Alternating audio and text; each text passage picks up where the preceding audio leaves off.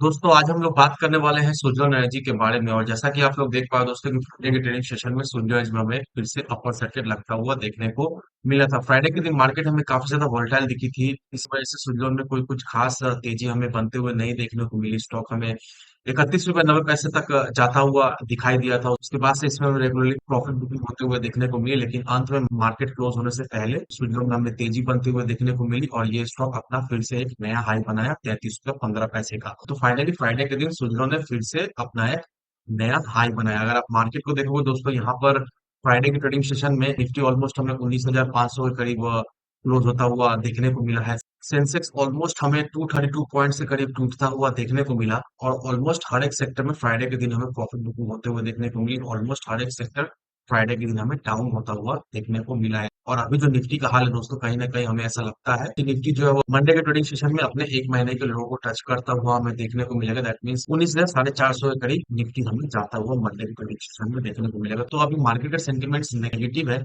लेकिन इसके बावजूद भी सुजन लगातार अपर सर्किट लगाता हुआ हमें दिखाई दे रहा है। मार्केट का ट्रेंड नीचे की तरफ है, लेकिन सुजन का ट्रेंड हमें बिल्कुल ही अपोजिट देखने को मिल रहा है। सुजन जो है वो लगातार हाई पे हाई बना रहा है। अब यहाँ पर सुजन से रिलेटेड एक बहुत ही इंपॉर्टेंट अपडेट सामने निकल कर आते हुए हमें देखने को मिल रही है।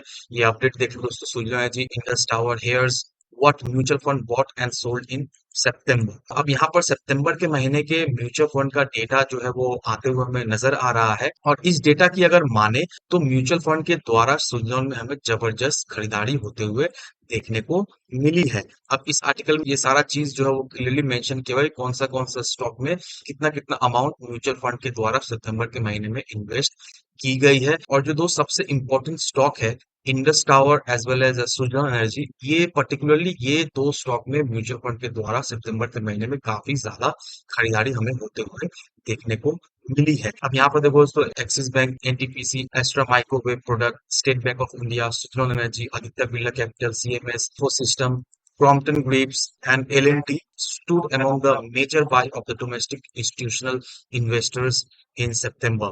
They bought shares worth somewhere between 5 crores and 14 crores last month.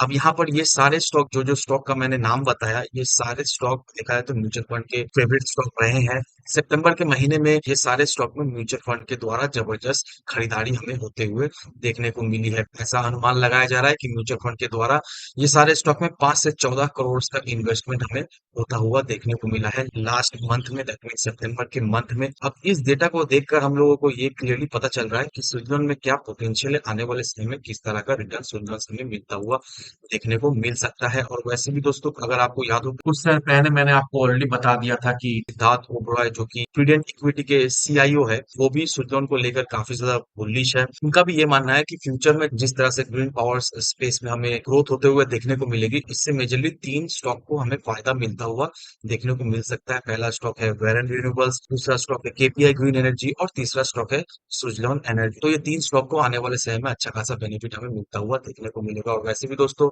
Suzlon जी का जो टारगेट है वो हमें रिवाइज होता हुआ देखने को मिल रहा है। जो सुजलॉन जी का टारगेट हुआ करता 32 रुपए का, वो टारगेट ऑलरेडी हमें अचीव होता हुआ देखने को मिल रहा है। और जो नया टारगेट जो एक्सपर्ट्स के द्वारा सुजलॉन को लेकर आता हुआ देखने को मिल रहा है, वो हमें 40 का फ्रेश टारगेट देखने को मिल रहा है। तो ये टारगेट लेकर आप अपना इन्वेस्टमेंट डिसीजन लेना। और हाँ दोस्तों, कोई भी फाइनेंशियल डिसीजन लेने से पहले अपनी खुद की डिटेल एनालिसिस कीजिए या फिर अपने फाइनेंशियल एडवाइजर से एडवाइस लीजिए। ये वीडियो पूरी तरीके से एजुकेशनल पर्पस के लिए बनाई गई है। और सुजलॉन से रिलेटेड या फिर किसी भी चीज से रिलेटेड कोई भी क्वेश्चन, कोई भी क्वेरीज वगैरह आपके मन में, तो मेक श्योर कमेंट सेक्शन आप सभी लोगों के लिए खुला पड़ा हुआ है। जरूर से कमेंट कीजिए, मैं आपको जल्द से रिप्लाई दूंगा। तो आज की वीडियो में बस इतना ही, मिलते हैं हम अगले वीडियो में। धन्यवाद दोस्तों।